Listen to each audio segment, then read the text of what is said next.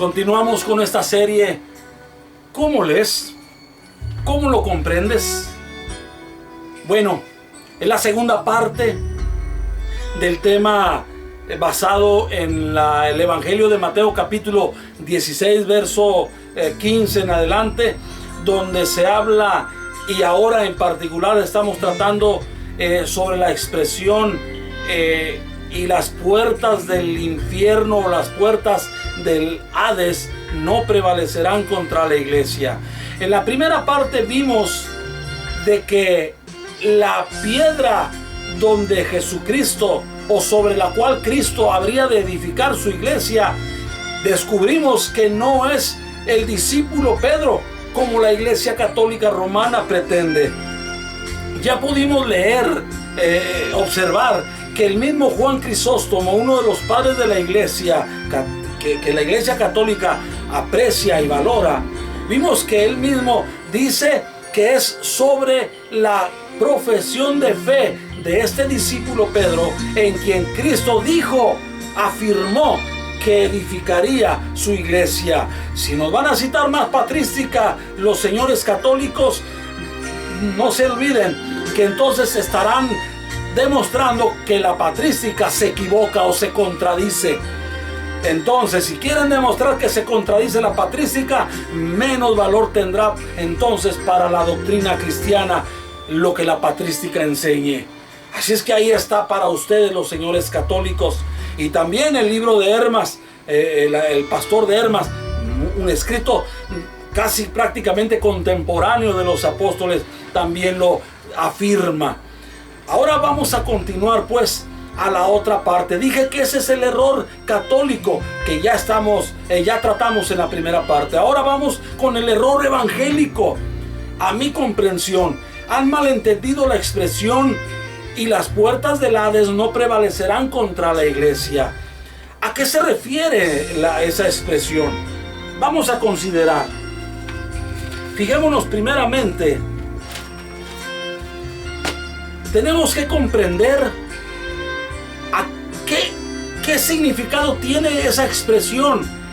Cristo, el Hijo del Dios viviente. Esa es la confesión o la profesión hecha por el discípulo Pedro sobre la persona de Cristo. Vamos a entender esa profesión de fe. Usted sabe que Cristo prometió, que dijo que Él era necesario que muriera. Era necesario que Él muriera. Pero entonces también aseguró que Él al tercer día volvería a la vida, venciendo a la muerte, que Él resucitaría. Pues bien, sabemos que lo cumplió. Sabemos que fue resucitado por el poder del Padre, según lo afirma, lo asegura el discípulo, el apóstol Pablo, en su carta a los Romanos capítulo 6, por ahí del versículo 4. De hecho, al inicio de esa carta romana, es que dice que fue declarado Cristo, el Hijo, con poder, ¿verdad? Por su resurrección. Fue declarado Hijo de Dios por ese poder. Entonces, Cristo resucitó. Ahora bien, esa es la piedra de la iglesia, que Cristo vive ahora eternamente. Según el orden de Melquisedec, es sacerdote para siempre. No muere más Cristo Jesús. Porque si de Melquisedec se testifica de que después de Abraham, hasta el tiempo del salmista que dijo esto, Salmo 110, si no me equivoco, ¿verdad? Melquisedec aún vivía. Y ahora en el tiempo del Nuevo Testamento, en el tiempo apostólico, todavía vivía Melquisedec, según lo entiende el escritor a los hebreos. Por lo tanto, Cristo vive aún y vive eternamente. Y entonces ya no muere, no puede morir más. La muerte no tiene poder alguno sobre Cristo.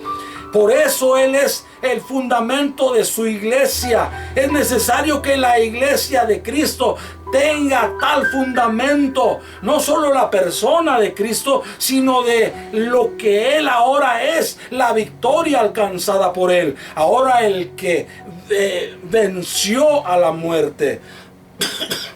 Entonces, por eso enseguida dice, tú eres el Cristo, el Hijo del Dios viviente.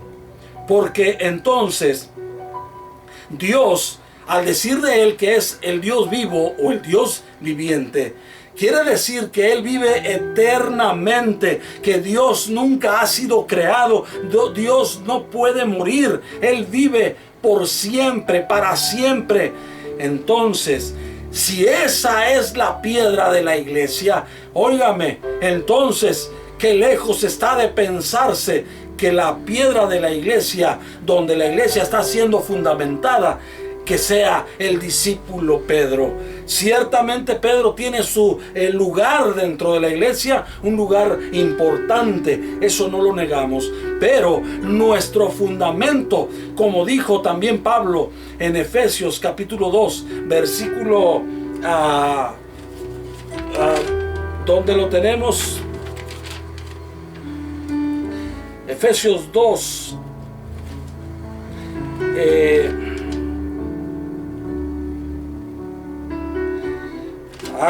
aquí está, verso 19 al 21. Ahí dice que estamos siendo edificados sobre el fundamento de los apóstoles y profetas, siendo la principal piedra del ángulo Jesucristo mismo. Pero también sobre cuál es el fundamento de la iglesia, podemos entenderlo en 1 Corintios capítulo 3, versículo 11. Y se lo leo. 3:11, 1 Corintios dice: porque nadie puede poner otro fundamento que el que está puesto, el cual es Jesucristo. Él es el fundamento, no el discípulo Pedro, no el apóstol Pedro, mucho menos los llamados papas por la Iglesia Católica Romana. De modo pues, de que Cristo es el fundamento, y si Él ya no muere, entonces tenemos un fundamento eterno.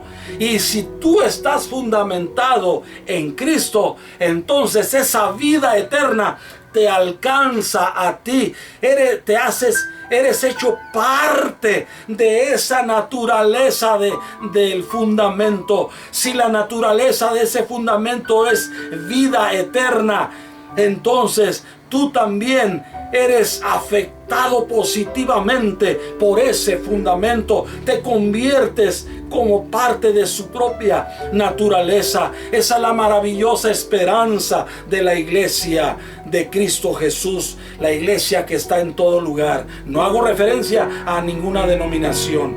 De modo pues, de que siendo así las cosas, entendiendo pues lo tremendo de esa declaración, el Cristo, y ahí entiéndase, el que murió y resucitó y no muere más, el Hijo del Dios viviente, el Dios que nunca ha conocido en espíritu la muerte, que nunca ha experimentado ser creado, sino que Él nunca ha sido creado, siempre vive por la eternidad. Y ese es nuestro fundamento. Pero el error evangélico consiste en que ha creído que la expresión y las puertas del Hades o del infierno no prevalecerán contra ella, contra la iglesia. Han pensado que se refiere a una guerra espiritual, ¿verdad? Que entre la iglesia y los poderes demoníacos, Satanás y sus secuaces. Han pensado que es a eso a lo que Cristo se refirió, que se libera la batalla, pero que los malos no vencen a los buenos. Bueno, déjeme decirle que es verdad que hay una guerra, no la niego, y hablo de la guerra espiritual, pero déjeme decirle también que Pablo dijo que tomáramos la armadura de la fe. Entonces es verdad que hay una guerra espiritual, pero no confundamos que lo que aquí en Mateo se está diciendo no es en referencia a esa guerra espiritual. En Mateo el Señor se está refiriendo simple y sencillamente a que la muerte no vencerá por la eternidad a la iglesia de Cristo. Mire, aquí hay unas expresiones que he tomado semejantes a esa del Evangelio de Mateo. Por ejemplo, en el Salmo 9, verso 13b dice: tú que me levantas de las puertas de la muerte, referencia a la resurrección. Salmo 107, verso 18b: llegaron hasta las puertas de la muerte, referencia a que estuvieron al borde de la muerte. Job 38, 17: te han sido descubiertas las puertas de la muerte y has visto las puertas de la sombra de la muerte. Luego entonces podemos comprender de que esa expresión, las puertas de la muerte, se refiere a la muerte en sí. Por eso me gusta que algunas traducciones más actuales han dado el sentido de lo que ahí Cristo se quiso referir con la expresión puertas de la muerte, estrictamente allí. Dice, por ejemplo, la Reina Valera 2000: y las puertas de la muerte no prevalecerán contra ella. Dice Biblia del Peregrino, versión católica: y el imperio de la muerte no la vencerá. Dice Nueva Traducción Viviente Evangélica: y el poder de la muerte no la conquistará. Traducción en lenguaje actual evangélica dice: y la muerte no podrás destruirla. Y me gusta esta digamos, como interpretación de lo que quiere decir: y las puertas del Hades no prevalecerán contra ella, porque precisamente las puertas del Hades es una expresión, por decir eufemística, que se refiere a la muerte misma, al sepulcro o tumba mismo. De modo que la muerte, entiéndase tumba, sepultura también, que es la muerte, no destruirá eternamente a la iglesia, no prevalecerá eternamente contra la iglesia, o como dice aquí, ¿verdad? Dice: no la destruirá ni la conquistará. Entonces, no está hablando aquí de esa guerra donde actualmente los que estamos todavía vivos estamos combatiendo contra el pecado, y sí que estamos luchando, ya dije, pero aquí en este texto no es a eso a que se refiere. Dije, se refiere a que estamos yéndonos a la muerte, nos vamos a morir, pero sabemos que tenemos la esperanza de que todo el que cree en Cristo y persevera hasta el fin, firme en esa fe en Él, Cristo Jesús, tenemos la esperanza de que volveremos a vivir, porque Él lo hará, ya que Él lo prometió. Entiéndase pues que las puertas del Hades no prevalecerán contra ella, la iglesia. Se refiere a que la muerte no nos retendrá para siempre, que llegará el día en que, así como Cristo venció la muerte y ahora vive eternamente y la muerte no le afecta más, también así será en el futuro con los que mueran en Cristo Jesús. Gloria a Dios. Y tenemos sobre ello, precisamente haciendo consonancia con el sentido de la explicación que ya referí, tenemos que el apóstol Pablo dijo en su primera carta a los Corintios, capítulo 15, y se lo leo, versículo 52 en adelante: y en un momento, en un abrir y cerrar de ojos, a la final trompeta, porque será tocada la trompeta, y los muertos serán resucitados incorruptibles, y nosotros seremos transformados, porque es necesario que esto corruptible se vista de incorrupción, y esto mortal se vista de inmortalidad. Y cuando esto corruptible se haya vestido de incorrupción, y esto mortal se haya vestido de inmortalidad, entonces se cumplirá la palabra que está escrita: sorbida es la muerte en victoria. ¿Dónde está, oh muerte, tu aguijón? ¿Dónde, oh sepulcro, tu victoria? Ya que el aguijón de la muerte es el pecado, y el poder del pecado la ley. Mas gracias sean dadas a Dios, que nos da la victoria por medio de nuestro Señor Jesucristo. ¿Lo escuchaste? ¿Lo entendiste bien? Entonces seremos transformados, seremos revestidos de que esto mortal será revestido por lo que es nuestro fundamento. Nuestro fundamento es vida, porque es Cristo Jesús, y Cristo es vida ahora. No hay muerte, dije, en él, y así lo creemos. Y entonces se cumplirá.